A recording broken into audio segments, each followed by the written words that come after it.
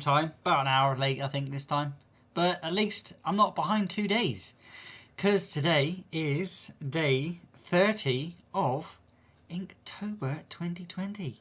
Holy monkey monkeys. We are finally well, I say finally, I don't want it to end, but at the end of this month, obviously Inktober is all of October, there's going to be some more polymer clay coming to the channel. So if you were tuning in for all of those previously when I made Blute Angle and Morningscape, I'm going to be making the villains of the story that you have seen throughout Inktober. If you haven't been watching them and this is the first time you've been watching it and you're only now catching up with it, well, welcome to the extremely unthought out project that I had done and still is doing. I've got everything you're watching here live. I am recording. I am recording it, but we're using it on the PS4. I'm going to be putting all of the episodes into one. I can't put it into one. Put it into two videos, just about two videos, and you can see every single episode. I'm not going to be putting closed captions on the black and white version where I've just done the episodes of Inktober, because off stream, when the evenings, I've been listening to some really good audiobooks and also been listening to some random music that can't really play on live, but it really gives me a creative buzz. I'm going to be listening to some more audiobooks today. So if you are a fan of them, please ask me anything about them in the comments. I will be opening comments as always, but every 15 minutes I will check them. And that's kind of sort of my routine. Has been my routine. So it gives me a good chunk of moments to look at the page instead of seeing the taco that pops up there. If I don't see it up there and you are leaving me messages, don't be impatient and just hang in there, because I will check them every 15 minutes or so, about when I set the alarms in a moment. But yeah, right, we've got another word today, and today's word, because we've got this TikTok already started, I've got a little bit of a story going on the TikTok as well. So if you can't really get what's going on and you are wondering what's happening in the story so far, well, you're gonna have to check out the other book, because the last episode where I used 2 pages for this illustration, it's kind of finished. So there's a little flash of what happened yesterday. I did it in the evening, obviously, and then there was that one there, which I can show you because you haven't seen the coloured version. But that was from yesterday. We left off the story where Blute Angle had seen Dust Skimmer floating down to the dog that he had, the Dogan, which is dog and a dragon, to fetch the other's eyes, or the eyes of the other. I can't say the eyes of the other. But Blute Angle saw him, and he's throwing down some sort of liquid, and it's landed on to, as yesterday's word was shoe, it's landed onto Dust Skimmer's feet as he's landed there, and giving him a pair of goo shoes or something like. I'm not sure what that is, but I think, because we're going to be going into polymer clay, I think it's going to be some sort of polymer. And as it's an egg, the theme of my whole characters is around about eggs, chickens and birds and things like that, but the other is the villain of the story. If you haven't been following it so far, I will be giving you a full-length comic of the whole episode and explaining some of the characters, because if you don't remember previous characters where of the digging a hole, and I did not know the prompts of Inktober until I saw some of those, and obviously we've got the other pictures there. But I want to check up on those, go in the Creation Station playlist.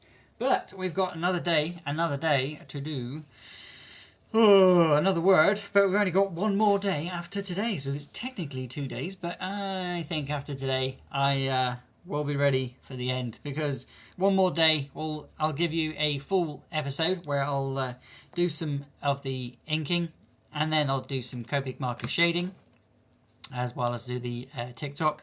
But I'll also, I think, come back and show you how I'm going to be using all the other Copic markers as the colours, and getting those sort of showing you how I colour as well, because every episode I show you how to ink with just a pen, no pencil whatsoever. So I'm sketching with a pen, and then I'm going to be shading with the Copic markers as always. Let's get the Copic marker playing. No, let's get the audiobook playing in the background. This one's pretty good. It's a little bit of a different spin to Batman. We're not so much focusing on the Batman, but more the Batman family and what happens after he leaves leaves the nest, shall we say. So yeah, we'll be listening to that, but that's not what's happening in my story. If you know what about the story, then you'll know what's happening. But I've got a fresh new book to be starting on, and well, what else going to be drawing after this? I don't know. If you have any requests on pictures, or you want me to redraw or show you how to draw the way you want to draw, then please let me know, because I'll be obviously going back to how-to drawings and how to do and what to do, but I'll be using pencil. So if you don't feel like you want to use pen, don't worry. I've really had enough of just doing it in pen and making mistakes and having to redo my mistakes, so I'm going back to pencil. But yeah, not until that day. But so yeah, if you've got any requests, guys, leave them in the comments. I will check them in 15 minutes. Alexa, set me a timer for 15 minutes. 15 minutes, starting now. Alexa, set me a timer for 50 minutes.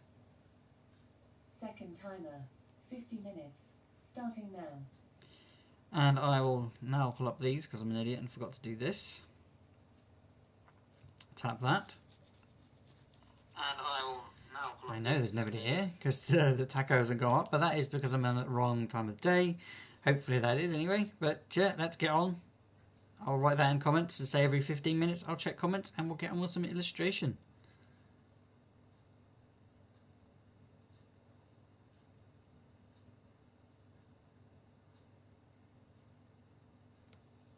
Boop, beep, boop. Play. I said play.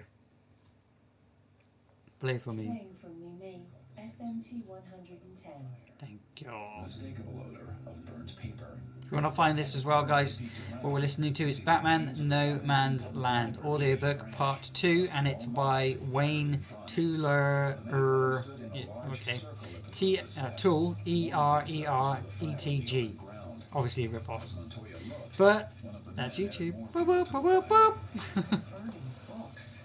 A sharp heaviness drove against her heart suddenly, forcing her to look away. Makes my stomach turn too. We should stop them. We can't stop them, not now. Maybe when we're here, when we control their plans. Ominous.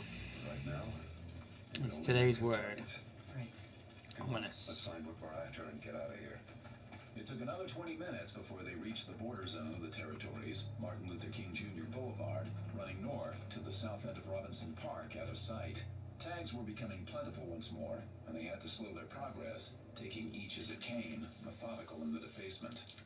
Montoya tried not to dwell on the irony, to think of how many teens she had busted while on the beat, for doing exactly what she and the commissioner were doing now. Large demon's tag, almost 6 feet high. We did this one, then head back. That should get him right. Ominous. Right, let's get some drawing. Feeling the nozzle on the spray can digging into her index finger. Start a fresh page, but it's the same, it's exactly the same book as we were using, just a new one. And look, I don't have to rip these pages out like a friggin' idiot. That was my blobber page, and I ripped out a fresh other page just to do blotter page because I'm an idiot. Right, illustration time. We're going to cut this up. Oh, we're going to cut this up. Well, I want it to kind of be like that. Oh, I'm an idiot. Look at that. But I can't do that if I'm going to have it as a comic. So it has to be that. In her periphery, Montoya could see his hand waiting at his hip. Give it more space. If the shotguns were loaded, they didn't stand a chance of drawing in time. They'd be dead before their weapons cleared their holsters. But now, there was just a chance they were going to have to take. She swung her hand back, knocking the edge of her coat away to clear her holster, just as she'd done 1,000 times before in drills and practice. And she felt the world become slow with the sudden. I can still cut the page up smaller if I just want to have a bit of detail on something and not have to have a whole scene there, which I've learned through doing Inktober. With a shotgun pointed at her. His mouth was shaped like a bow, a soft shape for a killer.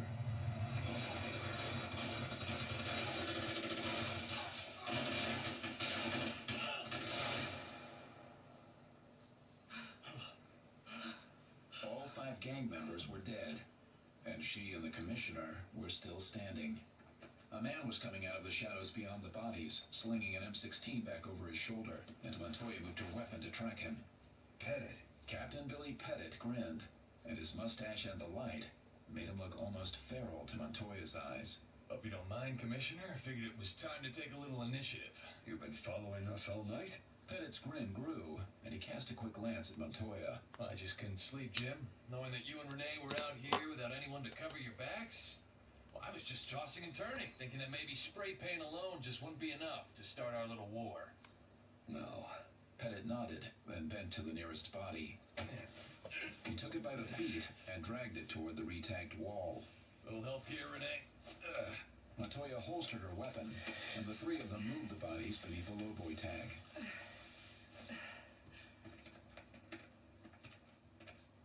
Now that's how to incite a war. Bodies. Of course, this is all for nothing if their comrades in arms, so to speak, don't see what those degenerate lowboys have done. Should be a problem, though, between the gunfire and a little added incentive. Like what? Demons! Let's move. Gordon reached out to touch Montoya, and she turned to follow him, suddenly sprinting down the block into lowboy territory. Pettit was right behind her.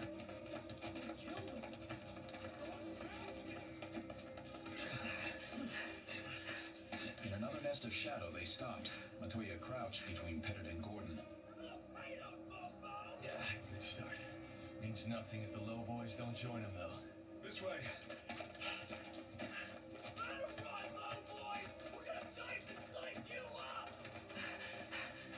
Montoya concentrated on staying upright on the terrain. Stealth was gone. Now it was the hare leading the hounds, hopefully straight into another pack of dogs.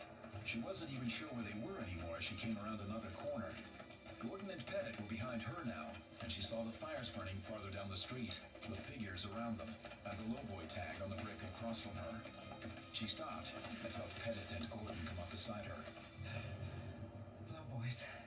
She scanned the ground. A shattered piece of brick caught her eye, and she grabbed it, pulling her arm back. The brick flew, bouncing off the hood of a rusted and stripped car, and the group of lowboys turned. The lowboys turned to them and began menacing their way along the street. Pettit pulled Montoya back into the shadows. Come on, let's head up. Gordon indicated the fire escape in the alley behind them. The ladder had been lowered already, and the commissioner was reaching toward it. Out of their way. Montoya followed him up, Pettit on her heels. She held her breath as they crossed the grating on the third floor, feeling the rust peel and stick to her hands as she used the railing. Of the buildings that were still standing, few of them engendered her trust. The thought of falling to the street and landing between the demons and the lowboys kept her moving. Gordon had made it to the roof and extended a hand to her, which Montoya ignored, pulling herself over the edge and onto the sunken tar paper surface. Pettit appeared only a couple of seconds later. All of them crouched again, catching their breath, peering over the edge. Montoya thought the numbers of the two groups looked roughly even, maybe 6 or 7 to a side. All were brandishing weapons. And then one of the demons swung a baseball bat, and Montoya didn't want to watch anymore. She turned away from the edge, putting her back to the short retaining wall.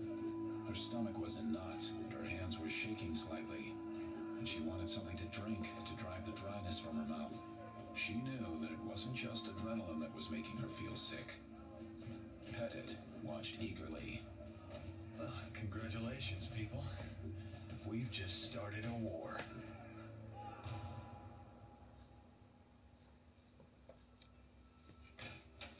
Hey. Hey. His bride was waiting for him when Gordon got home, and as always, it made him smile and feel lighter, if only for a moment. Sarah waited until he was through the door, past where DeFilippis and Weir stood guarding the house, and then followed him down the hall to their bedroom. He took off his coat and tossed it over the back of the chair. Gordon stooped to pick up the can of spray paint that had fallen from his pocket. He sat on the edge of the bed and took off his shoes, then removed the holster from his belt, setting it on the table to the side. Then he stood up and took his wife in his arms. Bad, huh? Gordon fought for a moment for the words, then simply nodded, felt her lips brushing his cheek, then finding his mouth.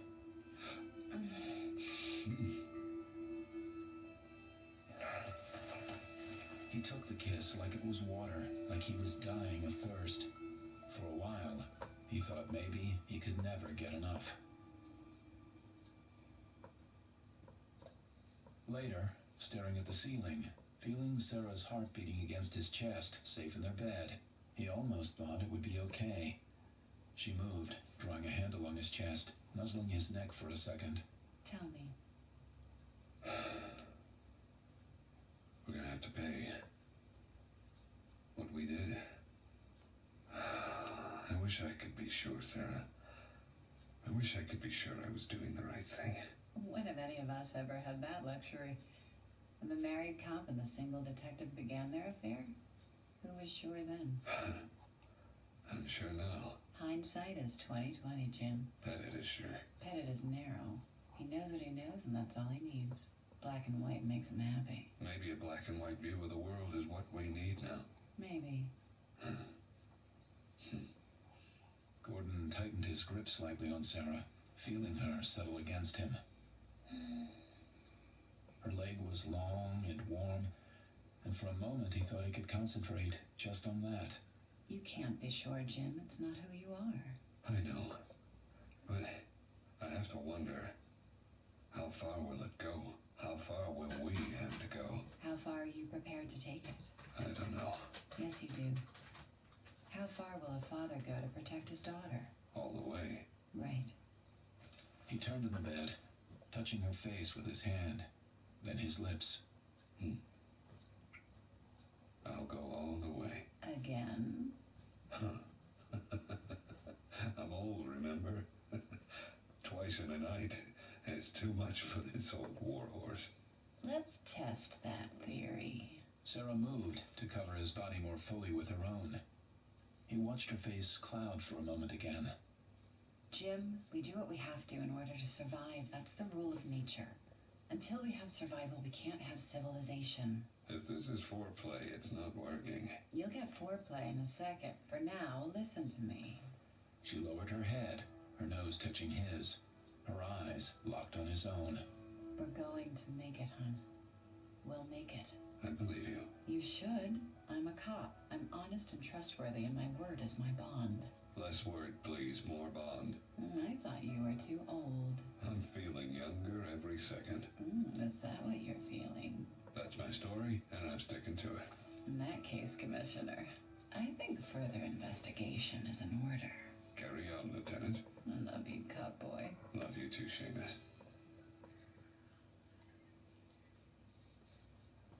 Oracle, personal. Entry number 304. No Man's Land, Day 101. 10:20 Zulu. Dear Dad, no one knows which side started it. Woke up 3 days ago, suddenly the war was on. Demons versus low boys. My eyes tell me it's bloody. They tell me it's personal. That on the ground, the civilians know enough to stay out of the way, behind their closed doors and hidden in their shelters. On the street, the gangs roam, armed and angry, looking for another fight. The body count is unknown. I expect it's pretty high. Without medical facilities and care, casualties turn to fatalities as a matter of course. The low boys on the street below have taken to burning their dead, pretending it's the bodies of their mortal enemies, the hated demons. Nobody watching buys it. Rumor is that the demons are doing the exact same thing, claiming their own dead as that of the low boys. What I'm finding fascinating, and you'll forgive the academic in me rearing its head here, is the way the propaganda war has manifested. I doubt anyone on either side could explain their behavior as such, much less define what the word itself means. But they have fallen into the techniques quickly, mastering them at the most basic level. For hours yesterday, a group of lowboys went up and down the street below. The demons, we are told, are cannibals, barbarians, monsters, and for that reason, we need the lowboys. They're here to protect us, after all. And I suppose in a fashion they do believe that. All the same, it's failed them. Doors stay shut, windows stay boarded. Only lowboys have been seen on the streets for the last few days. No man's land we may be, but we're still Gotham, and most of us just don't want to get involved. Cassandra reported this morning that you and your crew are on the move. She drew me a picture of a badge and then a building. I'm assuming that means you're headed for Central. If that's true, maybe I'll see you soon. I hope so. I miss you and Sarah. Cassandra also spent 15 minutes or so scribbling on the scraps of paper, drawing tags and then crossing them out, redrawing different tags. Then she was pointing at the picture of the badge. It took me a while before the neuron fired. If I'm understanding what she's trying to tell me, Dad, I really don't know what to say. I really don't know how to respond. Okay. I'll have to stop there and check 15 and tell you what's going on. Well, you can kind of see what's going on, hopefully. If you can't, I will explain. Alexa, stop. It occurred to me last night as I was falling asleep. Stop at 15 and give you a little bit of an explanation what I've drawn there. Hello, it's Calaxy in the chat there saying hello. Hello, like I said, I'll give you a little bit of a explanation on what I'm drawing here. You already know the character, it's Dust Skimmer. They have bone wings, and that's why he's standing there. That's an edge. I'll get some scenery there in a moment, but excuse me. He's standing on the edge where he was, where he landed, where the leg was flung at his feet, and he's got his shoes or his boots or his what I'm calling his goo boots. He's there and he's stuck there. And we've got Blue Lang who's walking away. I'm just going to give him a wave, but he's stuck to the ground, and that's his cloth there around him on the bottom, as he used to balloon his way down. He's not on fire anymore, because why bother?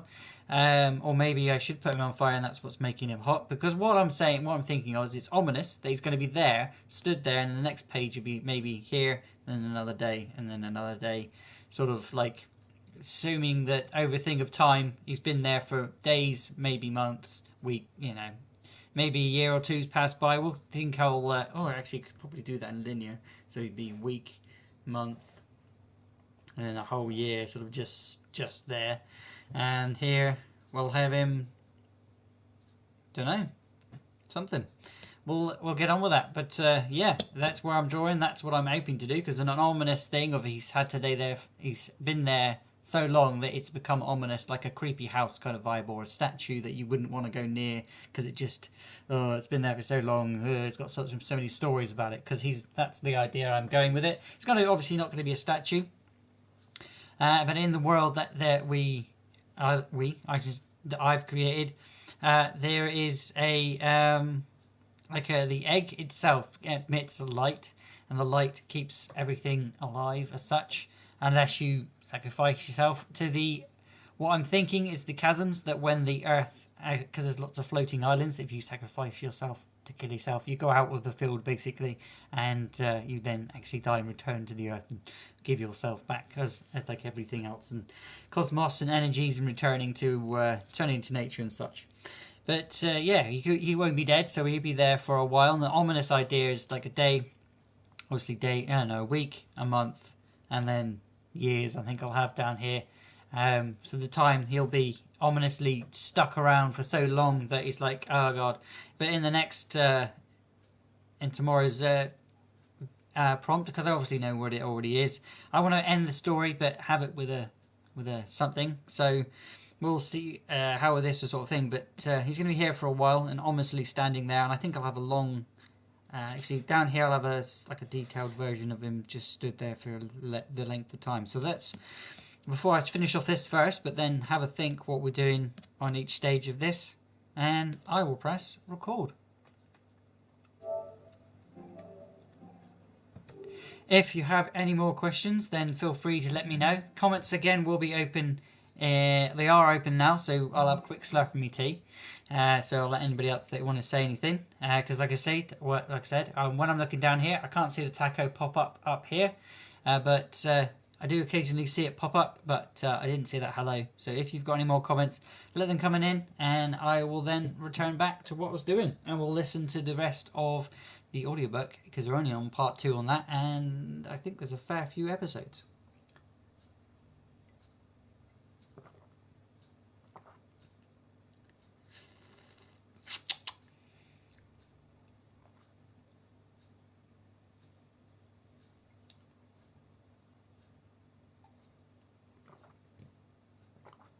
Being a bit shy, okay, that's fair enough. Gives me a chance to go back, and I've got set 50, so another 15. Alexa, set me a timer for 15 minutes, please. Second timer, 15 minutes, starting now. Okay. Those comments will remain open for a minute or two till I finish this page, because I've got no reason to shut them. No, no worries, buddy. I was just asking if you got any questions. You didn't have any questions, so don't worry. Are you enjoying the audiobook? Do you know the story? Do you understand the story that I've been doing over Inktober? Again, that's where we're picking up. That's where we're picking up from. I'll turn it upside down. But Blue Angle, there's Dust Skimmer landed, and there's his cloth that he's got over him because he's landed. But he's got a gooey ooey on his feet, like he has in there. And there we go. Yeah. I mean, I can't turn that page around, but if you want to see it, you can go and check out yesterday's live stream to see the full picture of it, because I can't quite get it underneath with the 2 books on top because the cameras so close to each other.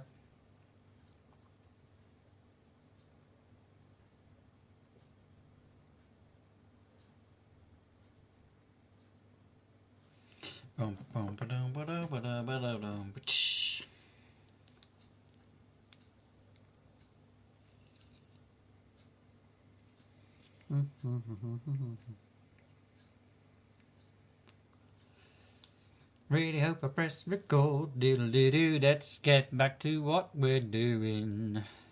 I don't think it is, really.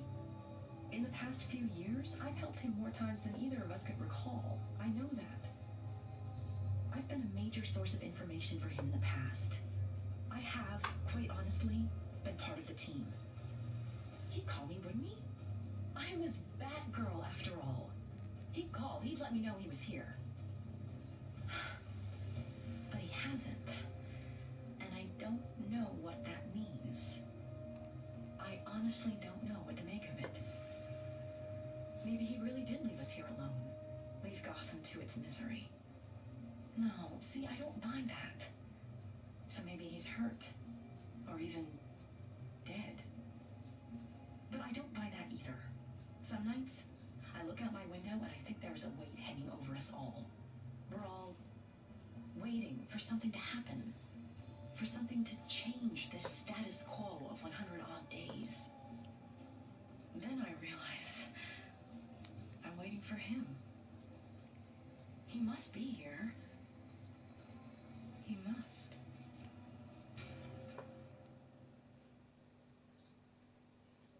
Garrett was not, in his own opinion, a bad person. A criminal, certainly. He'd be the first to admit that.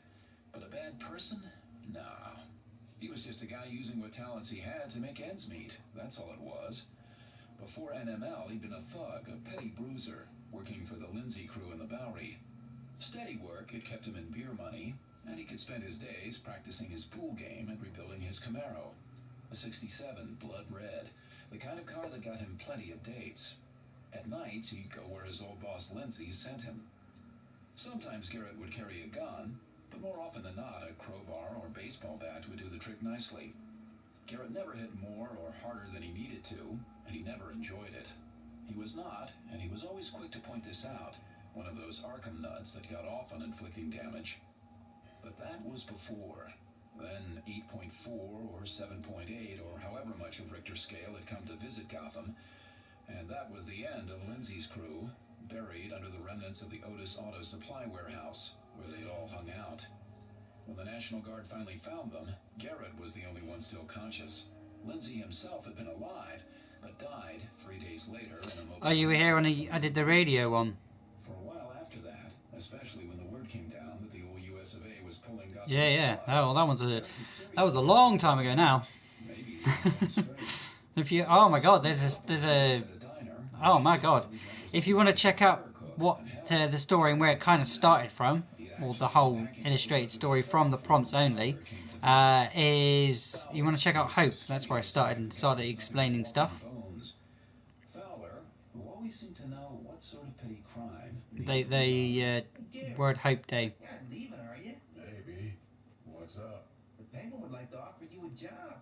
It was easier than going straight, that was for sure.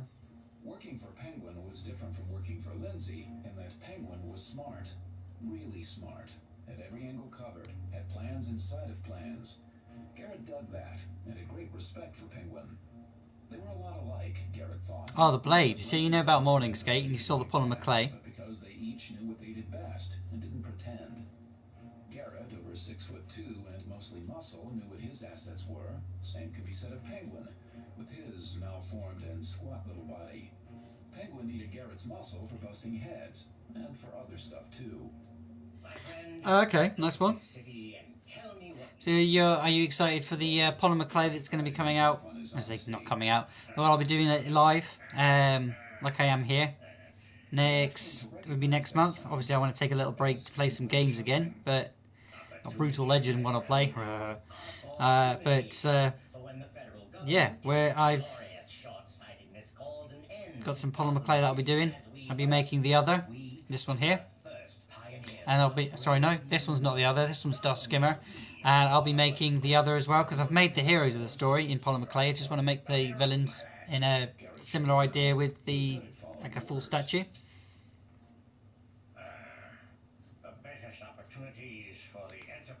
Definitely, yeah, if you enjoyed them. Thank you very much. That's the whole idea. You guys enjoy them. Have you made anything yourself? Or are you inspiring to do so? Or are you interested in purchasing? Because obviously the holidays are coming up. Got any ideas that you want somebody for something and you can't think of something? Tell me and I'll make it out of some clay or make you some magnets or something trinkety for you. For a bit of a, instead of a high-end have to buy whatever present. What Penguin needed was someone to prove if the bridges and river were mined. Fowler's plan, and once he had explained it to Garrett, it had made a kind of sense, had been to find people in the no man's land. Yeah, man, if you got a few bucks, you name your price, and I'll make you something to the price of what you can afford. One at a time, of course, and put them on the bridges. Or if you just want an illustration, just let me know. And I'd try and get it up nice and cheap. If you just want a single page, you just pay for the single page. If you want a printed out version, so like a poster, I'm going to take that. It's a little bit more expensive. But if you just want the page, let me know and you can buy the page. Seems kind of mean. You think it's me? Kinda, yeah. Would you rather it be you?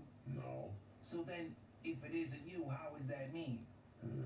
I know I don't normally take out pages, but if, like I said, if you are on a budget, I will bend the rules a little bit. Obviously, I'll take pictures of it, just in case I want to digitize it at a point. But other than that, you should be good. Memorial Bridge, watching the shadows growing longer as the night fell. There's one. That guy there. Think he'll do? Garrett looked where Murphy was indicating, even though he knew damn well Murphy wasn't talking. Can't quite get the arm to do that. Murphy was just another of Penguin's crew. But he's waving, he's ha ha ha, waving off and going, bye, see ya, ha ha, you idiot, now you're stuck there for eternity. That teaches you for trying to attack my my dog or my son.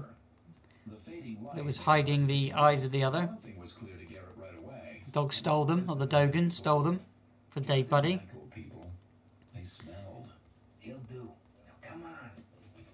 That's why you keep seeing that Dogan dog thing. But it's also on the polymer clay. So I'm trying to keep everything in what I've made and keep it in this story and incorporate things. I haven't thought of any female characters. There is somebody that has asked me to do a female character.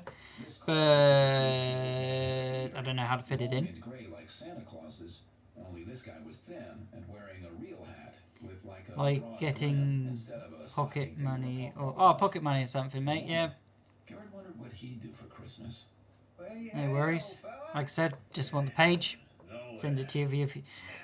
What I could do is maybe if the place is opened enough because of the COVID issue, I could take it up and just photocopy the thing. You can colour it in yourself if you want.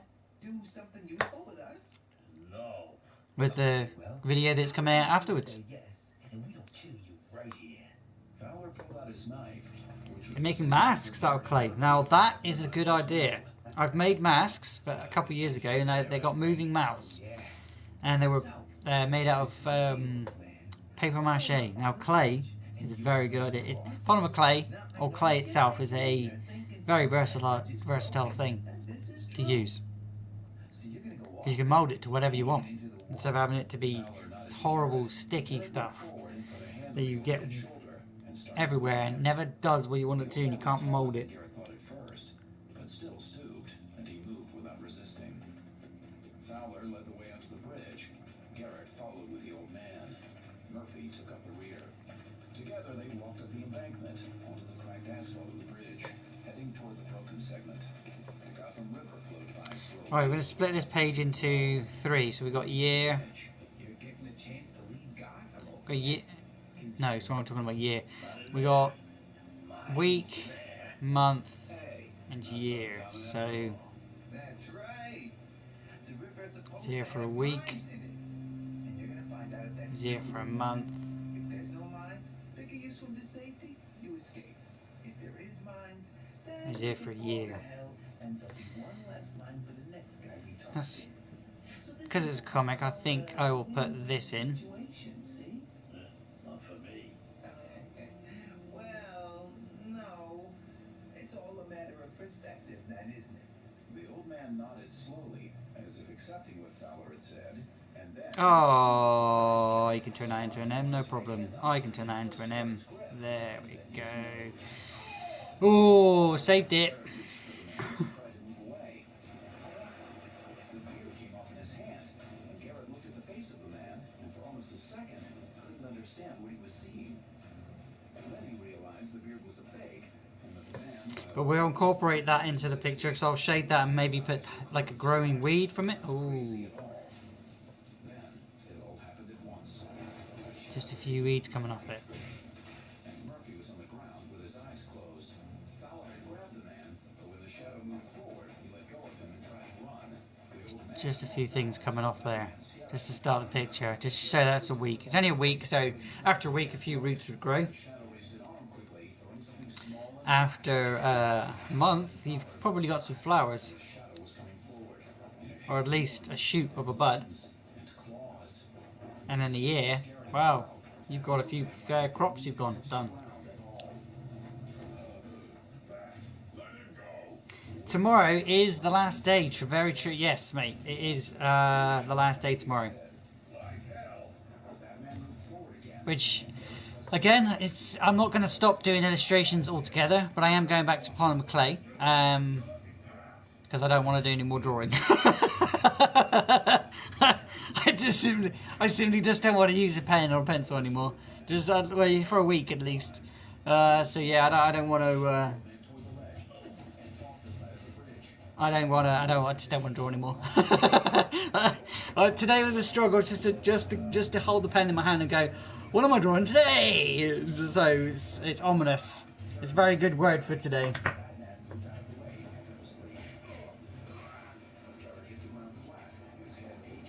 But I want to, like I said, I don't even really want to have to concentrate on creating something. I've been in Minecraft and thought to myself, I don't even want to play this for a game to relax on.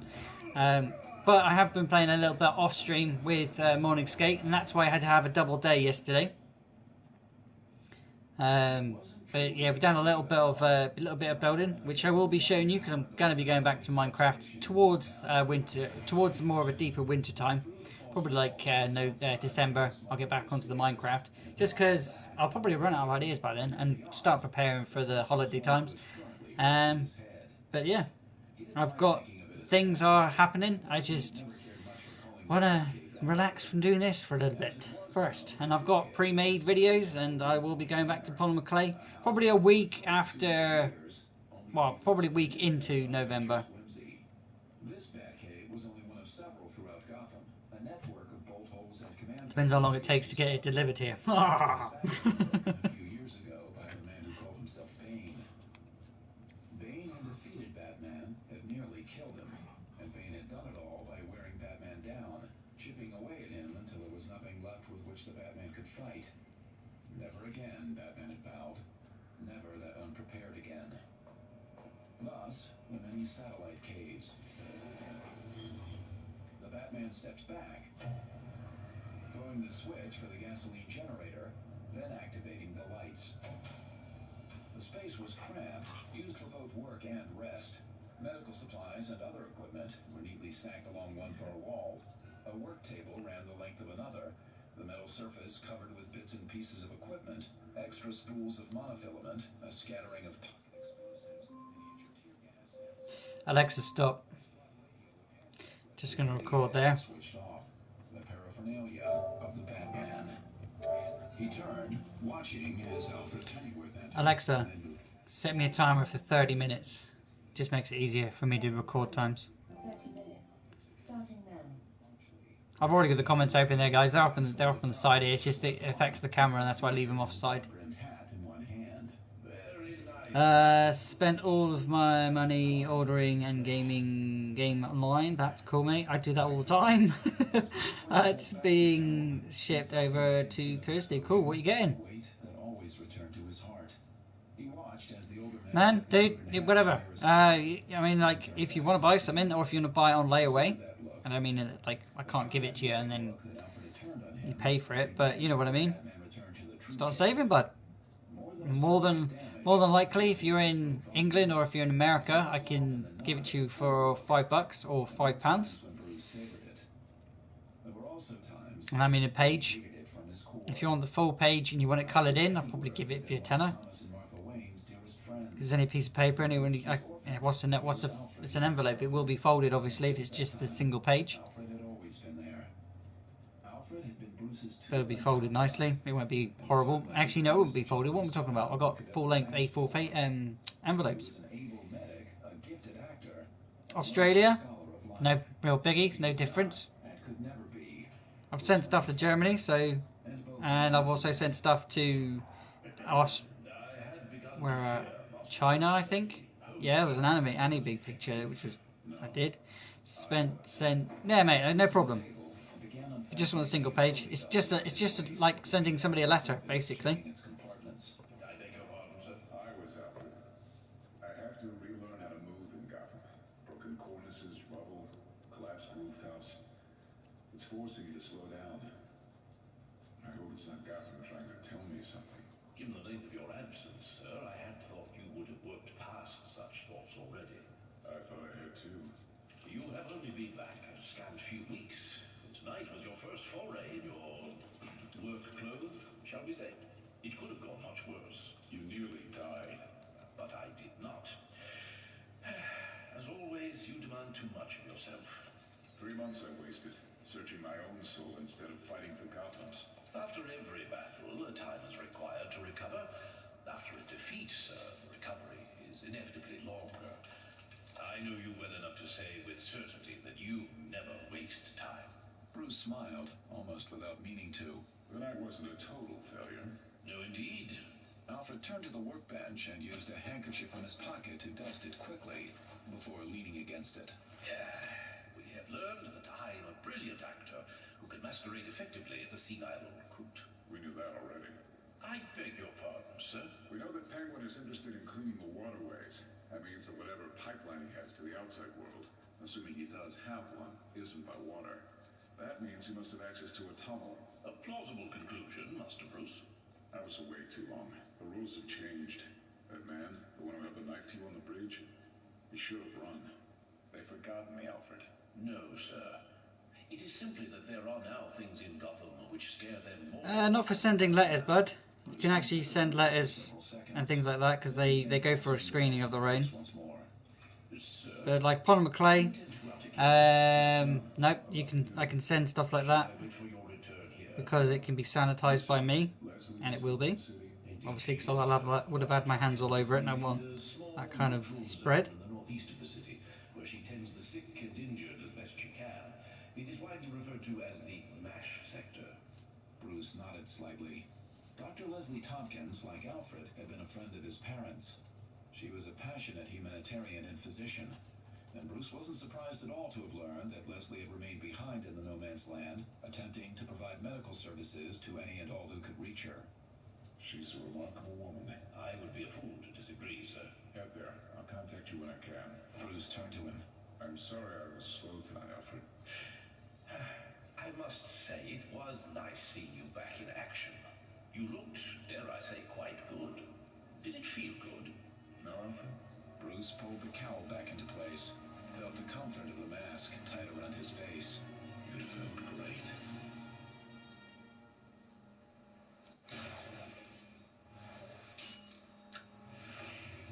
It did feel great, and that was a comfort as the Batman moved. Oh, I see what you mean. Yeah, your game was taking so long to deliver. I wouldn't worry too much, mate. They will get it done. I've had deliveries take a while before. Since, well, I say yeah, before since, but since, and it's I will get to you. That game and all. Just give me a second. I'm gonna carry on with that TikTok a second. When the rumors had begun that the federal government was Oh, planning to no, not. abandon Gotham, Bruce Wayne had gone to Washington to plead his city's case. It had been a horrible experience for him, one where he had felt exceptionally off balance, and certainly out of his element. To the public eye, Bruce Wayne was a joke. A billionaire layabout, more concerned with shaving strokes off his notoriously bad golf game and dating as many beautiful women as quickly as possible than dabbling in issues of politics. No, I don't like that. For the most part, it was an image that had served Too much him time on it. well. It kept his true identity well hidden from the world. In Washington, though, it had worked too well, and Bruce Wayne's heartfelt pleas were dismissed out of hand. He had been utterly and completely helpless, a feeling he had known only once before in his life. And that can be shut down. And we're back to Commentos. Ultimately created the Batman.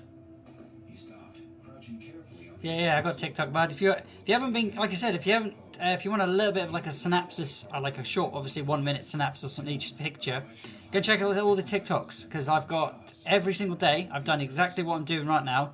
I've obviously explained it, recorded it and stuff. But as I'm doing each page, I record how, give you a close in, close up, and then I'll explain in words over the top. But yeah, go and check them out, bud. You've obviously seen a few of them, but go and check out the latest, because I've trying to put effects into them, so it's sort of like almost showing off a storyboard. It turned dark and foreboding. He dropped gracefully onto the rubble below. Clinging to the shadows, he made his way up the block and then left. He knew the way perfectly, having traveled it literally 1,000 times before. And when he reached the mouth of the alley, he stopped. It had been here that it all started. It had been here that Thomas and Martha Wayne had been murdered. Here that Bruce Every single time. the utter capricious They cannot have a bloody Batman story without telling. Oh, guess what? Batman, his origin, his parents died. No, you don't say it to me. This had made him feel 8 years old once more. Had again delivered the lesson that life could not be controlled. Down the alleyway, this is where his parents died. He went down that alleyway. You would think he would avoid it with all death, wouldn't you? If Bane had broken his back once No, I don't want to go down that alleyway. Nope. Because you know what? I'll have a flashback for at least 10 minutes, and I'll have to stand here. Stand here, and then you might use your weapons against me, and they won't get through my batsuit. But I'll have to revenge myself with beating your ass. considerable skill to gather intelligence for the day when the Batman would return, Bruce fled the country, throwing himself with seeming abandon into the role of playboy and dilettante. In fact, he had been building vanish for the months, if not years, it would take for the Batman to restore Gotham. Right, let's just draw him. So he stood here. Monarchs and corpulent executives. Stood here for after a week. Kind of like, stood here. In Hong Kong, he had acquired 2 new companies and bought another Learjet.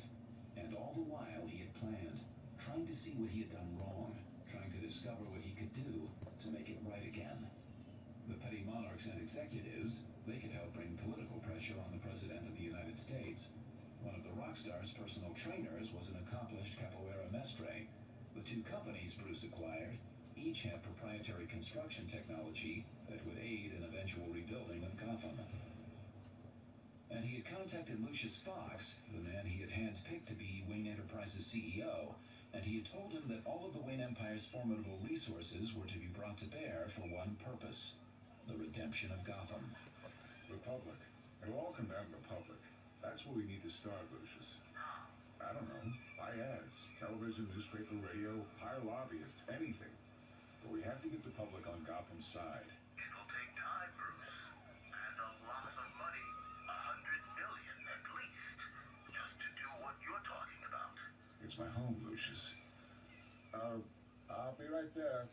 I have to go, Lucius. Kitty needs help with her suntan lotion.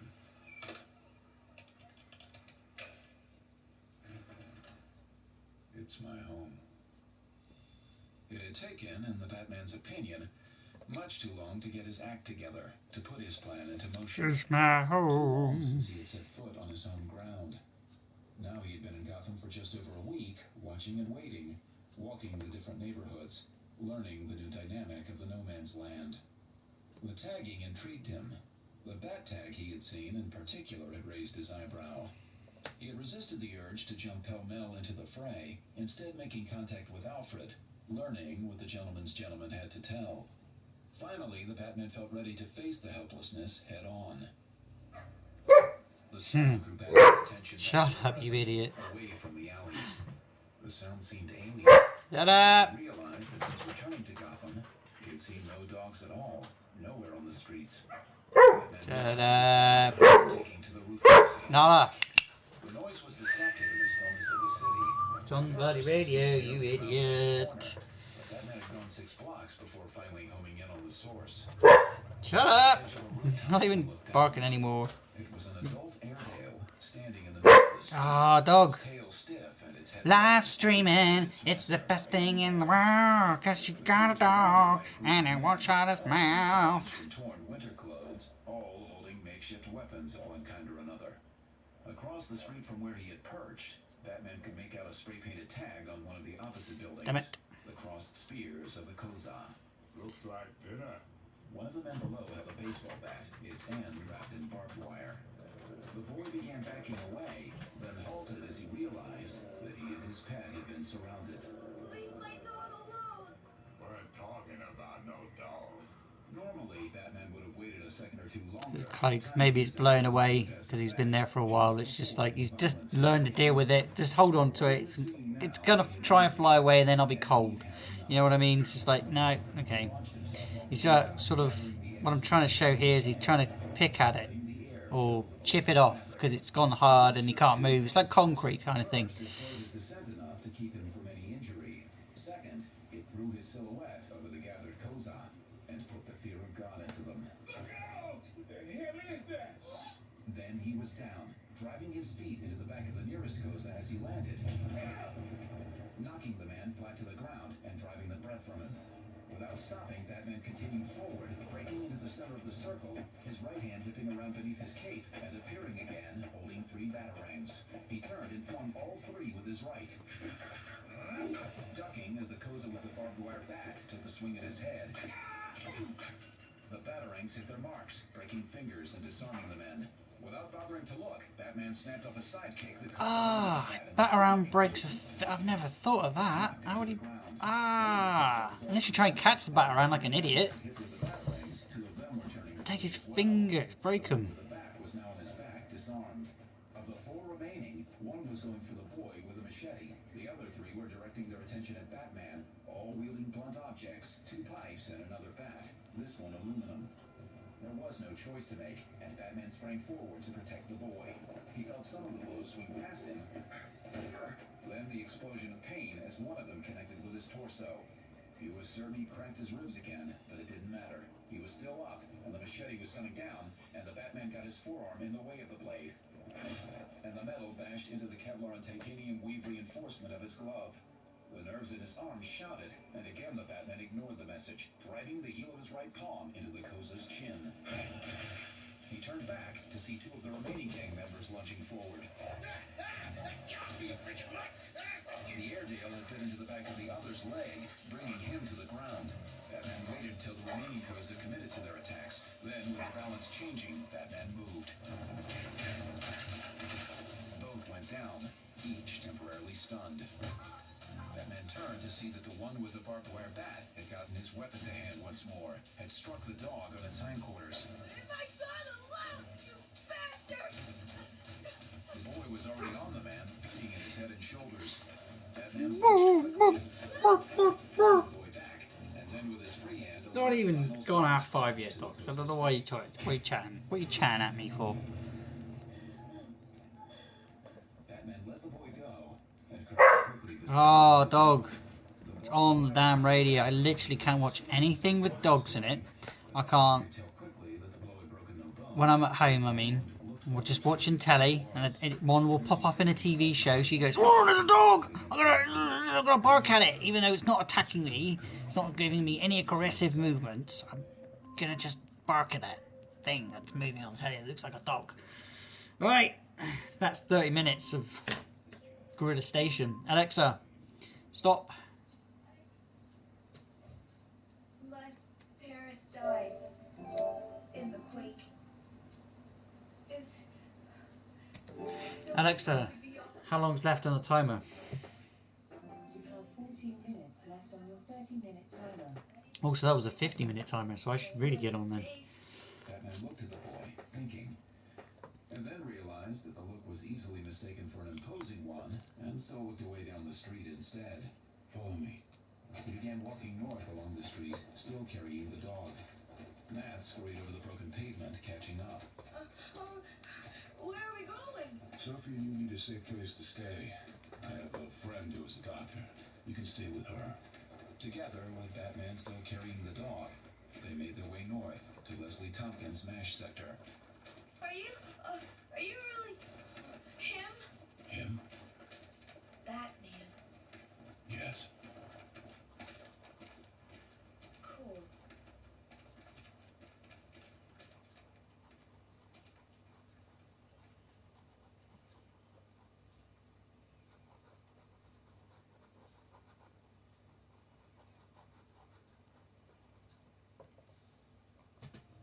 Oracle, personal. Entry number 310. No Man's Land. Day 104. 4:33 Zulu. Dear Dad, I woke up yesterday morning thinking I was late for school. I was hearing your voice. And I sat up in the darkness of my apartment in the bitter cold. And for a second, I honestly thought I was 13 once more. Oh. Then I remembered where I was, and I started to lie back down. Attention! Attention! It was just before dawn, the light beginning to streak in across the ceiling, past the ice that's been forming on the inside of my windows every night. I reached for my glasses, fumbled myself to the side of the bed, and hoisted my drowsy keister into the chair. The only reason I was sure I was awake was that I was so damn cold I knew I couldn't still be under my blankets. I rolled to the window and had to open it to look out. And then, it was really clear. Your voice, coming through some megaphone from down below. Maybe a block away at the most. Street demons, slow boys. You're in our territory now. Surrender. Across the street, I saw doors and windows opening. People pulling back their barricades and risking glances outside, listening. At the end of the block, I watched a group of street demons break around the corner, running like the whole department was after them with hats and bats. Then you guys appeared, and for a second, that's almost exactly what it did look like. At least, if your department had switched to baseball bats and makeshift clubs instead of riot batons and 38 specials. Attention! We are the police. We're here to maintain the order. Help us rid your streets of these gangsters. Now's the time to rise up. Now's the time to take back what's yours. It was like magic, Dad. Like magic. Later, when you made it up to my place, I thought you'd never stop hugging me. There aren't many women who can say that a war was fought on their behalf. I thought maybe you were joking at first, but the look in your eyes said that you weren't. And you you almost made me cry. Sarah was standing right behind you, and she was smiling. And when you moved, she gave me a hug and a kiss on the cheek. Care to step outside? What, are you kidding me? I haven't been out of this damn apartment since the earthquake. If you're willing to carry me down 18 floors, I'm willing to go outside. Your father will carry you. I'll take the chair. When we got out front and I was back in the wheelchair, you handed me a can of blue spray paint and pointed at the demon's tag on the side of the clock tower. Would you like to do the honors? You have no idea how big a kick I got out of spraying that big blue GCPD on the side of my own home. And the people watching, all my neighbors who had been living under siege just like myself for the last 3 months, they loved it too. I thought they were going to put you and Sarah on their shoulders and march you through the streets. They were so happy. Then Bullet came over. The neighborhood's been secured. For now, we've got the demons and lowboys in a temporary holding area on the next block. Pettit's getting pretty antsy, though. I'll come over. I'll be right back, Barbara. You gave my hand a squeeze and off you went, Sarah with you. I sat there for a minute, just grinning at the street, breathing the fresh winter air. It hurt my lungs. It was that cold, but God, it felt good. I'd been cooped up for so long, I couldn't get enough of it. The sidewalk was cracked in places, but pretty clear, and I started rolling along. And it wasn't really that I meant to follow you, but in the end, I have to admit that's what I was doing. I came around the corner and I heard Foley talking to Bullock. All of our lives for the sake of his daughter, Harvey. He got damn lucky. Luck? How? It was strategy. It was tactics. It was pure recklessness. Sanctioning murder? He should be ashamed to call himself a police. He doesn't call himself a police holy. He calls himself commissioner. Maybe that's the... Barbara, I'm sorry. I wish I could say that the way he went pale, or the way he slunk off, made me feel better. I wish I could, but I can't.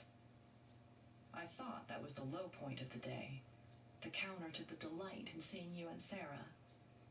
I was wrong. Around midnight, one of my agents called in, Alex. He's been pretty reliable for me, and he's another of my sneaks, in that he's good at sticking to the shadows and getting in close to where the action is. I've no reason to doubt the veracity of his reports. When you and Sarah left today, I knew you were trying to figure out what to do with the demons and lowboys that had been taken prisoner. Jailing them was obviously out of the question. The jail itself is in ruins, and it's not like you can spare anyone to guard these guys 24 hours a day, 7 days a week. And that doesn't even touch on the resource drain it would be. Alex reported that you and Pettit had been arguing about how to proceed for most of the evening, and that you finally made a decision a little after dark. You and Pettit went over to the holding area. Alex says that you used that megaphone of yours again.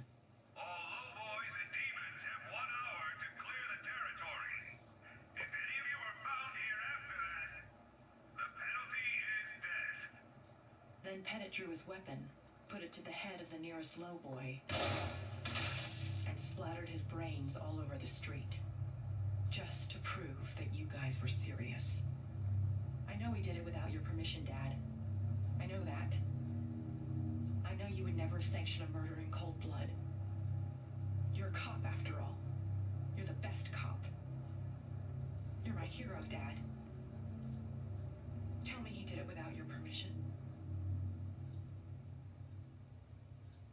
My radio woke me 8 minutes ago, from the one frequency I've kept clear for the last 104 days. The frequency I've been praying would go active. I had been dreaming about what I was like when I had my legs, or at least when my legs would listen to my brain. I had been dreaming of the nights when I could almost fly, when I felt beautiful and powerful and did good. Dreaming myself as I had been, as Batgirl. In my dream, Gotham had been whole and vibrant, the lights of the city bright. I moved from rooftop to air to rooftop again, and I was happy and certain and feeling so very much alive. Oracle, It was him on the radio. I'm back. Just thought you'd like to know. It was you then, putting the tags up in Dooley Square. Tags? Bat tags, yellow paint. Your symbol. I haven't been to Dooley Square. Then who was it? But there was no response, and I realized he'd cut the connection. I'm looking at the dawn of NML Day 104, and I'm beginning to think that things aren't getting better. I'm beginning to think they're about to get worse. A lot worse. James Gordon was working in the garden, trying to get frozen earth out of a terracotta flower pot. His fingers hurt and his back, and Sarah had already told him to come inside and go to bed, that it was past midnight, but he knew there was no point to it. If he went to bed, he'd stay awake, replaying the moment in his head. If he went to bed, he'd close his eyes, and if he closed his eyes, he'd see it all again. The low boy's look of surprise that turned to horror in the instant before Pettit pulled the trigger. The look in his eyes. The moment after the bullet had burst through brain and bone, and the low boy had realized he was dead. Gordon was clenching his jaw without meaning to, and he had to force himself to relax. Not a low boy, just a boy, not older than 20 at the most. Some scared 20-year-old kid who tried to survive the no man's land by being tough, finding safety in numbers, and doing what the rest did. How was that any damn different from what he and the rest of the GCPD were doing right now? Damn it. He set the pot down, realizing the attempt was futile. The earth was staying put, despite his best intentions. He looked up at the clear sky, the starlight so much brighter in the cold air. Gotta be after 1 now, at least. He heard something from the far side of the garden. More rats running along the edge, looking for food. He and Sarah had found a couple inside in the last few weeks, searching for scraps in the empty kitchen. Gordon doubted that they'd had any luck. It was Pettit, that was the damn problem. Simply giving the declaration, telling them to stay out, warning them if they ever came back they'd be killed. Pettit had insisted that wasn't enough. They have to know you mean it, Commissioner. I do. Gordon hadn't been lying, but Pettit had killed the boy anyway. Why did you do that? Now, they believe us. Now they'll run all over the city telling everyone they meet that the Blue Boys aren't to be messed with. They'll say we've lost it, and that everyone who crosses us is looking for a world of hurt. Now they'll leave us alone. Pettit was right, of course. The words wouldn't have been enough. It was the action that sold them. But it didn't make Jim Gordon feel any better. Gordon realized that he wasn't alone in the garden any longer. He rose slowly, taking his time to ease his right hand to his hip, and started to turn for the door back to the house. He could pinpoint the sound now. He pivoted, throwing, and as he did so, he thought that perhaps it might be Batman and not some lowboy out for revenge. In which case, Gordon wouldn't shoot, but he sure as hell would give the vigilante a piece of his mind. Working the graveyard shift, Commissioner? The voice came from the corner away from the house, deep in the shadow beneath the leafless plum tree. Gordon couldn't make out the shape of the speaker, but he knew the voice. He held the pistol in his hand steady. How did you get in here? It was simple. Your men are too terrified, too tired, and too few. You've all had a long week, haven't you? All that running around, chasing the demons and the low boys, and then a little execution on the street. Didn't know you had that in you, Jimmy. Give me a reason I don't drop you where you stand. I'll give you 2. First, you haven't heard what I have to say. Second, you're still the law. Gordon adjusted his grip, breathing carefully. Want me to continue? I'm listening. We can help each other, Jim. Forget it. You're psychotic. Gordon remembered that laugh, and it sent chills down his spine. One man's psychotic is another man's visionary. Besides which, if we're going to bring up the issue of sanity, what kind of police lets his wife and crippled daughter stay in this godforsaken hellhole? Anyone with half a brain quit while the going was good. All that's left in Gotham are the degenerates, the same people you'd never have thought twice about rousting before the NML. But here you are, Jimmy, with no legal jurisdiction and no powers of the state behind you. Why did you stay? Someone had to. Law must be maintained. There has to be order. Exactly. Justice must prevail, even in a lawless land. That's why I'm here. We're two of a kind, Commissioner. Anarchy has forged some strange allies here. Why not us?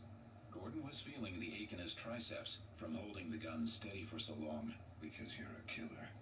Really? Well, then the joke's on you, isn't it? What do you mean? Don't play coy. I heard about your little stunt with the demons and the low boys, playing them off against each other while you and yours sat back and watched. It was a good move, tactically brilliant, ruthless.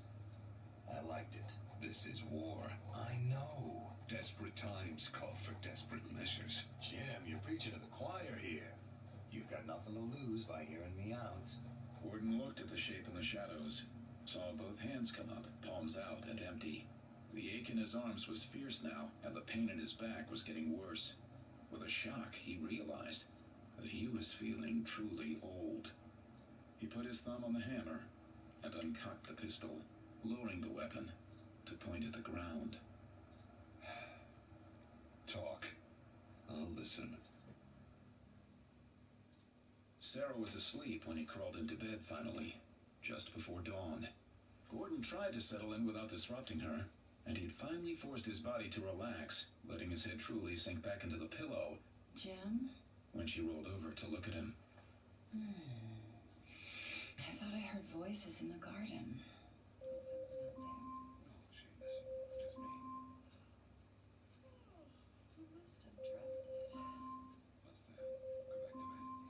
Alexa, stop. He knew she had fallen back asleep. Probably had never truly woken at all. In the morning, the odds were she wouldn't remember the conversation ever taking place. Gordon stared at the ceiling. When he closed his eyes, he saw the boy's face. The woman who had made herself into the new Batgirl had never known all that much about Black Mask, but it seemed to her that this time the criminal had finally gone off the deep end. She knew the man who had once called himself Roman Sionis had started life as a spoiled and rich brat, heir to the Sionis cosmetics fortune, an empire of makeup and perfumes created by Roman's parents. She knew that somewhere along the line, little Roman had become obsessed with masks, both literal and figurative. She was hazy on a lot of the details, but some stuck in memory. The fact that Sionis's face had been horribly burnt in a chemical fire, one that had left his skin shiny and black. The fact that Sionis, upon creating himself as Black Mask, had gathered to him those criminals he could, calling them the False Face Society. That the False Face Society had been some of Gotham's worst and most die-hard felons, all of them masked, all of them eager to do violence in the name of their work. For a couple of years, despite Sionis's clearly slipping grip on sanity, he had ruled the Gotham underworld, had even managed to expand operations as far south as Bloodhaven, down the coast. Crazy he might have been all along, but it hadn't gotten in his way. Until now. For the better part of a week now, every night after finishing her other duties and donning the costume, the new Batgirl had headed up from her home and worked her way along the east side, trying to track Black Mask's movements, or if not him precisely, at least the movements of his gang. The street demons and lowboys had been taken down finally by the GCPD, and she felt it was time to expand her purview as well. She had chosen Black Mask as her target for a couple of reasons, not the least of which being he was a named criminal, and she wanted that cachet. She wanted it in spades, so everyone in Gotham would know that the bat still haunted the night, and that criminals had damn well better beware. She didn't know if Batman himself was ever coming back, if indeed he truly was gone, rather than just lying low. But she knew the power of the symbol, what the bat meant to Gotham, and she was going to make certain that nobody forgot. So that was the first reason for her choice. The second was more practical. Black Mask's followers had been appearing more and more frequently in what she considered to be her neck of the woods, and their appearances were consistently unpleasant. The followers were maybe as crazy as Black Mask himself, self-mutilated men and women who dressed in rags and tatters, fresh scars showing on every inch of their exposed flesh. From what Batgirl had heard, they were collecting people. To what end, she did not know. But those reasons aside, there was one other, just as important and certainly more motivating, at least for her. If and when the Batman came back, she wanted to be able to look him in the eye, to make it perfectly clear that she was, if not his equal, at least worthy of playing on the same team. If she could take down Black Mask, that would do it. If she did that, he'd have no choice but to accept her. She harbored no illusions about how the Batman would respond to her. By donning the mantle of the Bat without his permission, indeed without his knowledge, she had issued a challenge. And she knew enough about him to know he wouldn't like that. His partners in the past, they had been authorized help, trained by him personally. Even with that, she knew for a fact that they were ridden hard, that Batman demanded as much from them as from himself. In his book, there was no room at all for failure. You could do the job or you couldn't. And that was the end of the discussion. So the new Batgirl would show him just how well she could do the job.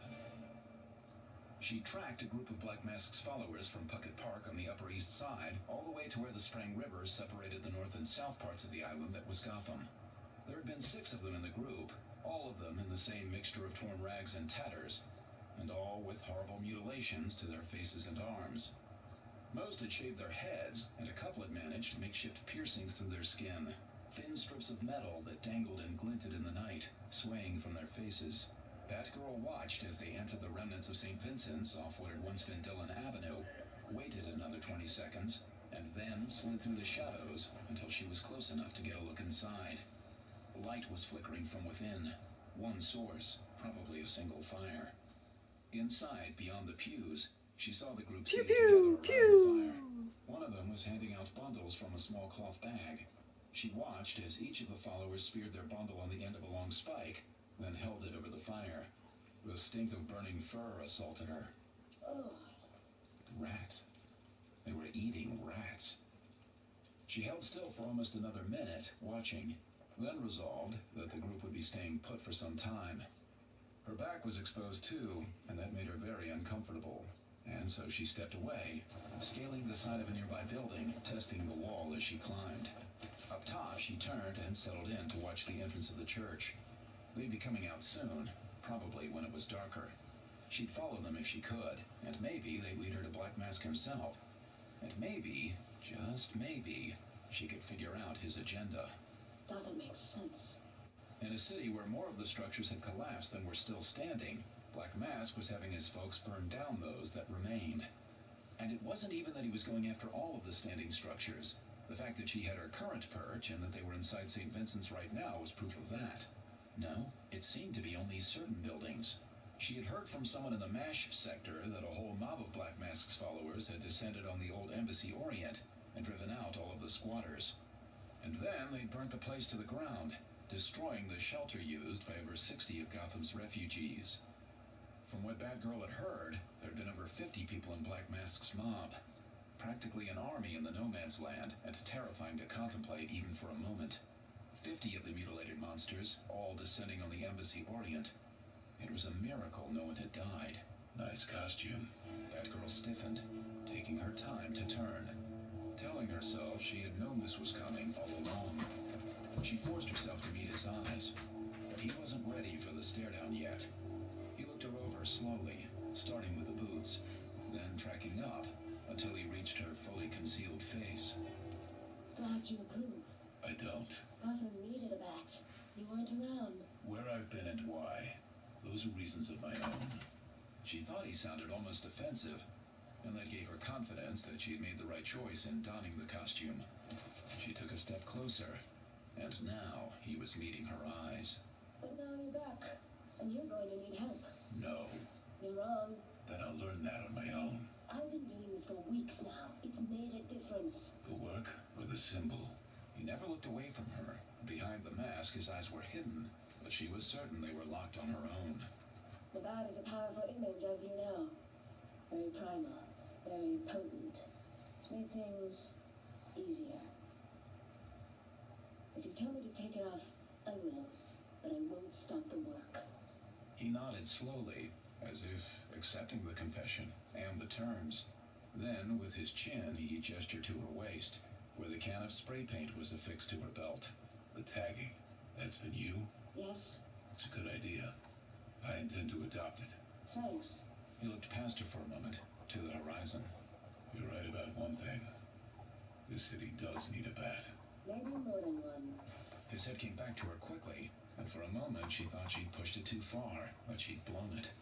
Don't disgrace the symbol. Then I'm approved? No, but you're not disapproved. Fair enough. For now.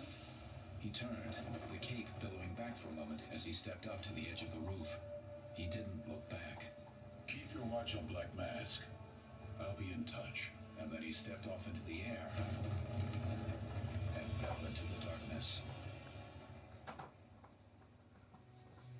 Christina Weir had been a cop for 8 years before the No Man's Land was declared. She loved her job, and she was damn good at it. That was why she'd stayed in Gotham. She was GCPD. It was what she was supposed to do. Even before Gordon and Essen had announced that they were staying behind on Black Monday, even before the other officers, DeFilippis and Montoya and Bullock and the rest, all threw their lot in with the commissioner, she had decided to stay. She'd had absolutely no intention of falling in love as a result of the decision. During the battle against the demons and the Lowboys over a week before, she'd waded to the front and kicked some serious ass. She'd even saved a couple of lives. DeFilippis's, when a demon's skull tried to bury a hatchet in the young cop's head, and then Bullock's. The Lowboys had started in with the arrows, and she'd pushed Bullock out of the line of fire. She'd almost been too slow then. An arrow had pierced his coat. Harvey, Jesus. Bullock pulled back the fabric to show where the arrow had passed through the clothing, but missed his skin. He spread out his baggy overcoat to illustrate the weight he'd lost in the last few months. I'm only half the man I once was. You keep jumping on me like this, Weir, I'm gonna accuse you of sexual harassment. Oh, God. She blushed and scrambled off him, thinking that he knew, because after all, he was a detective. But Bullock's expression hadn't changed, and she had known that she was just being paranoid. There was no way any of them knew. She'd been certain. She and DeFilippis had been careful. By then, the fighting had moved on, and she'd had to rush to catch up. They'd taken back Central, then Old Gotham, and then Pettit had gotten out of hand. She didn't want to dwell on that, but it soured the victory. She didn't want to call what Pettit had done murder, but she sure as hell couldn't think of another way to put it. That night, she had wanted to find Andy again, wanted to sneak another few minutes of warmth in his arms. But it hadn't worked out. She'd been on post outside of the Gordon home until past midnight, and he'd been out at Central getting things squared away. It just wasn't possible, and she'd known that, but it had made her moody anyway. And when Donnelly had tried to get her talking about baseball that night on post, she hadn't even responded. She'd gone back to her shelter before 3, the gutted remnants of what had once been a liquor store, eaten a cold dinner of processed beefy pasta straight from the can, removed her boots and body armor, slid into the sleeping bag, and put her head down on the pillow. Ow. What? Then she'd raised it again, wondering what was making such a hard lump. She found her flashlight, flicked it on just long enough to move the pillow and take a look, and beneath the pillow, she found a small, miraculously intact music box. Andy. She'd gone to sleep, listening to it play.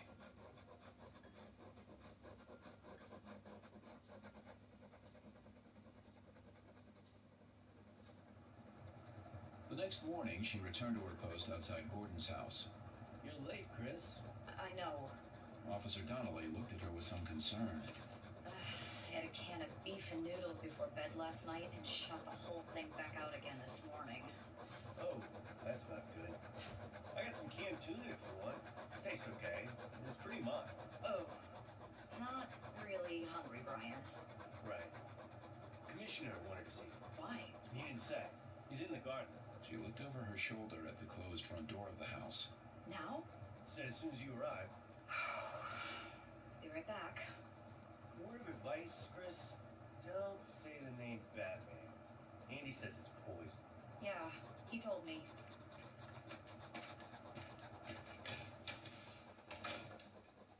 She had nothing but respect for Gordon, thought of him as a gifted police and a strong leader, but, and she knew this already, if he knew about her and DeFilippis and he wanted it to stop, she was going to have to tell him to keep out of it.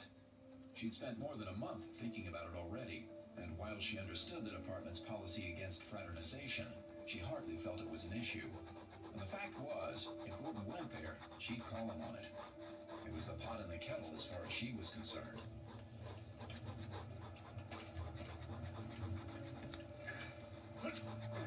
He was at the workbench, chipping scraping away at the frozen earth inside a clay pot, but he stopped when he saw her. Chris, come on in. She came down the steps and stopped a respectful 10 feet away, keeping her face blank. She'd been a patrol officer before the NML, a sergeant, but she knew the detective tricks well, and she knew how to keep a poker face. Gordon studied her for a moment, almost sternly. How are you feeling? Fine, sir. Good. Good. I heard about what you did, Chris. She kept her mouth shut. It was fine work. Sir? In the last week alone, I've had 6 people tell me that you retook Central pretty much single-handed. Montoya, Lee, Bullock, all of them have gone out of their way to tell me what a fine job you did. It's mostly because of that I wanted to talk to you. You know that my daughter is still in the city, right? Yes, sir. She lives in the clock tower. Yes, she does. And she refuses to leave. I told her I'd be happier if she was in Tri-Corner with the rest of us, and she just wouldn't listen. About as stubborn as her old man, I guess. Weir nodded, not knowing what to say. We've got that area pretty much secured. But I'm a father, and I'm nervous. And that's why I wanted to talk to you. He wiped his dirty hands against his pants, trying to clean them, then looked back at her. His smile was apologetic. I want you to take 5 officers, draw arms and ammunition for Pettit, and get a flare gun. And I'd like you to organize the protection around the clock tower. You want me to protect the tower? Not just the tower, no, but of course, that's a large part of it. You've seen the map. The border is holding, but that's the outer edge. It abuts on Penguin's territory, and Two Faces to the east as well. I want a fixed observation post, and I want to make certain my daughter is relatively protected. You're the best person for the job, Chris. Thank you, sir. If there's any trouble, send up a flare. Otherwise, I trust you to handle whatever may arise. Yes, sir. Thank you, sir.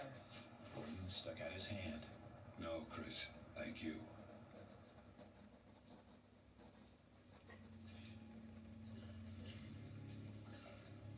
Black Mask looked at the man hanging over the oil drum.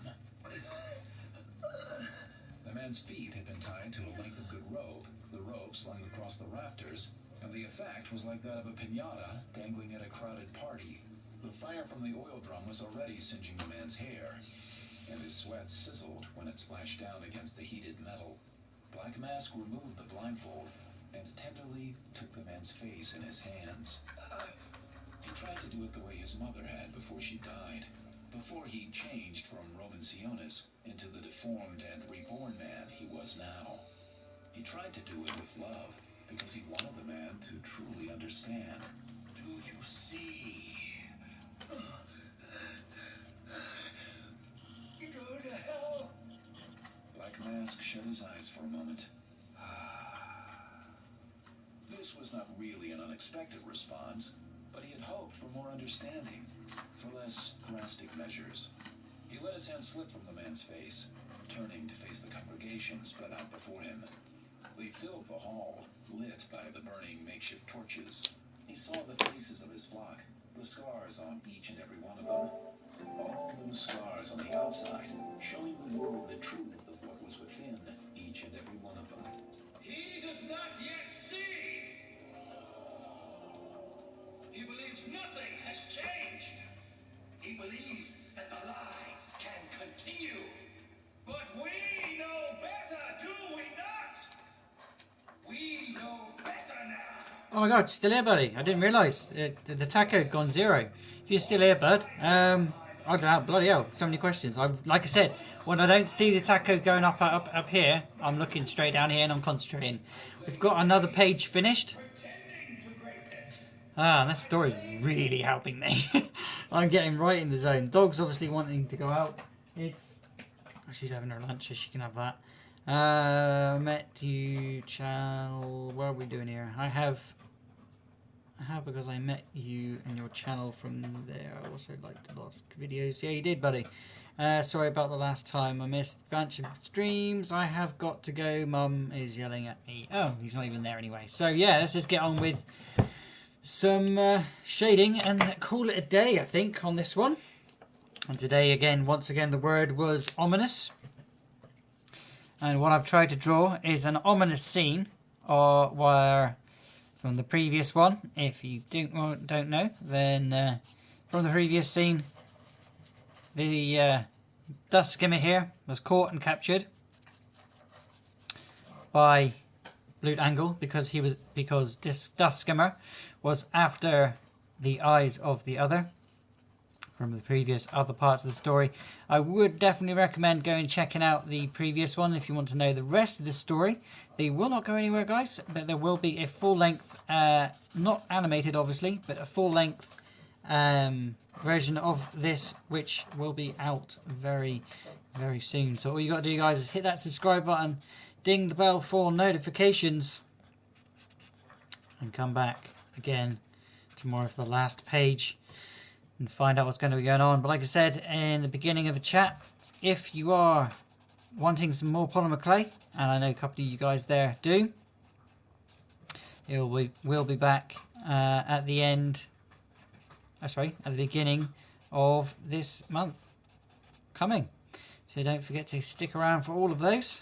And I will be making the villains of the story from previous pages from this, and also the book that I am trying to draw. If you don't know, or say not book, sorry, I'll never get around to doing a book, but I mean the graphic novel that I have been doing. Why am I saying graphic novel? That's not even what I'm doing.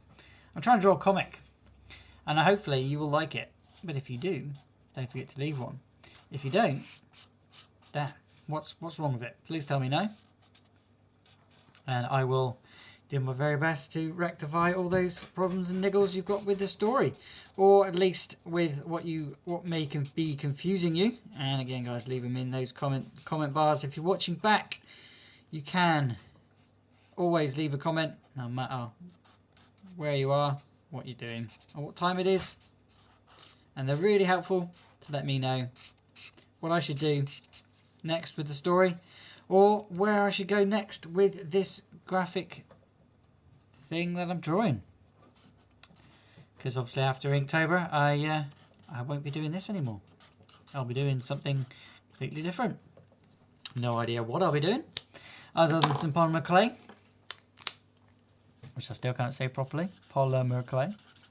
I want to put too much share. Just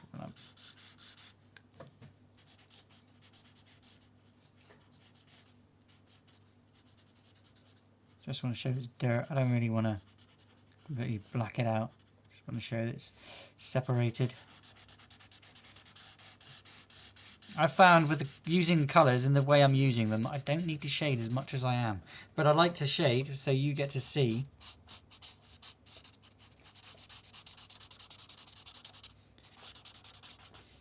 the difference between what I'm trying to draw here. And hopefully you can see what I have drawn already anyway. Because you shouldn't need to shade, but I just like to give it more detail. Okay, that's a lot of shade that I didn't need to put. Keep forgetting the other end's a bit more saturating. I have to do that to all of them now. Yay. Opposite greatly. Love it. Go there. That's it. And darkens this up actually. Makes that a different section of the place.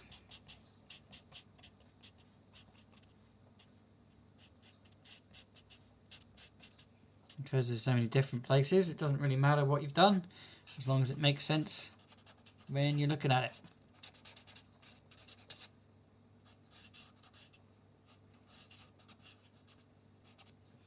And hopefully it does. And I've done that.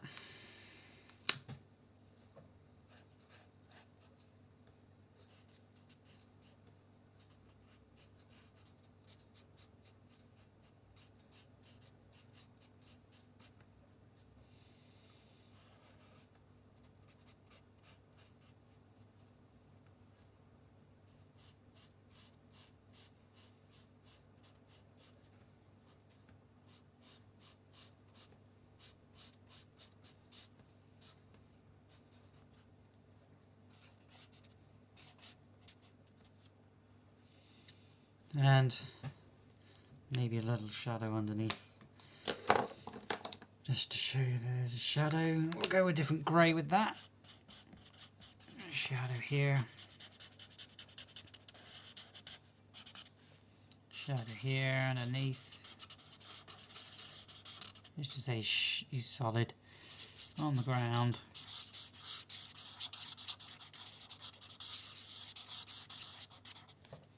And stuck there.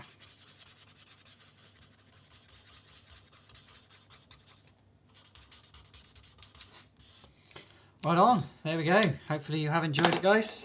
Thank you very, very much for all those comments, and I will see you again tomorrow. And don't forget you can check out the TikTok version of this in a few moments. Otherwise, guys, thank you very much for watching. Click the links that will appear if you're watching back, and I will see you again tomorrow. Click the links that will appear. I'm trying lots of things, but otherwise, bye!